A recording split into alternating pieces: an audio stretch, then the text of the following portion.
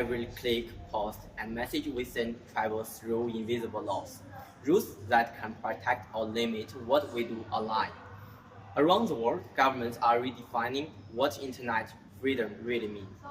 Tonight, we look at three countries, the Philippines, China, and the United States, and how each one shapes your rights to speak, connect, and stay your privacy in the digital age.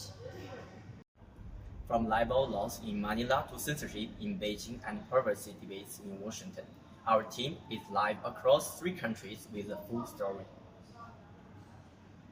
Let's begin in Southeast Asia, where the promise of online democracy sometimes meets the height of old legal boundaries. Thanks, Christina. Here in the Philippines, social media is a way of life. Nearly 74% of Filipinos are online, and the country spends some of the most time on social media platforms globally. But behind constant scrolling, there are risks that many don't see. Under the Cybercrime Prevention Act of 2012, people can face criminal charges for online libel.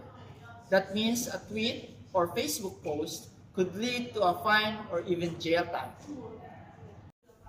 Journalist and advocate says this law has a chilling effect on free expression, discouraging citizens from speaking up online.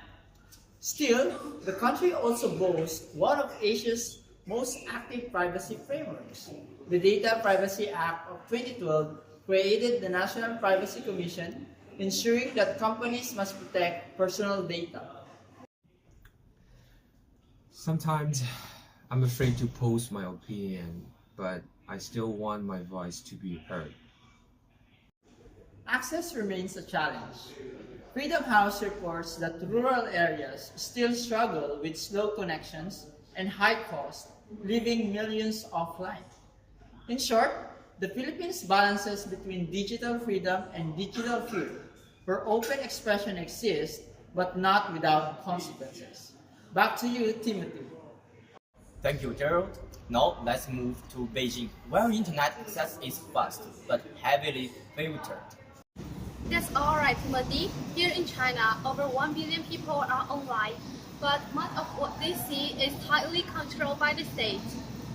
China's cybersecurity law and personal information protection law regulate everything from what you can post.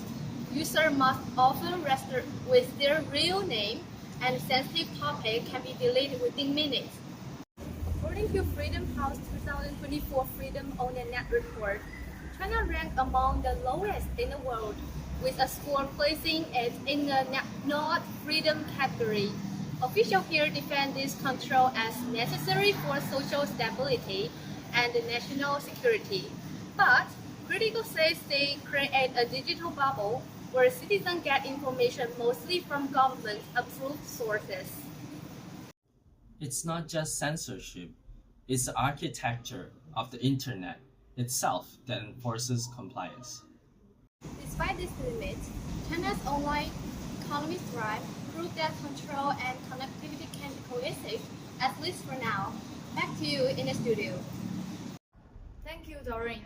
From a controlled web to one that prides itself on openness, we head now to Washington, D.C. That's right, Christina. The United States ranked 76 out of 100 in internet freedom, classified as free by Freedom House, thanks to strong protections for speech and access. The Freedom of Information Act lets citizens request digital records from federal agencies, a key tool for transparency. And the Federal Communications Commission recently restored net neutrality, ensuring internet providers can't block or slow down content unfairly. But not everything is open. The US still lacks a national privacy law, and individual states are creating their own rules, leading to confusion for users and tech companies alike. A recent Supreme Court ruling upheld the state age verification law requiring platforms to verify user identity. Critics warn it could compromise user privacy. So while Americans remain among the freest internet users in the world, the battle now is about how much privacy we sacrifice for safety. Back to you, Timothy and Christina.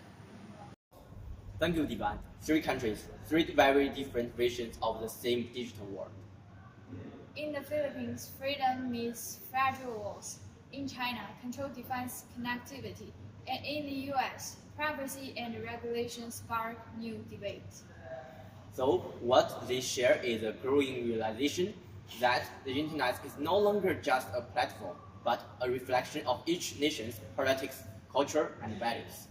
And as technology evolves, with artificial intelligence, data tracking, and real-name policies, so that's the question: how much freedom will we still have online? For Global View News, I am Timothy Yang. And I am Christina. Stay informed, stay critical, and stay connected.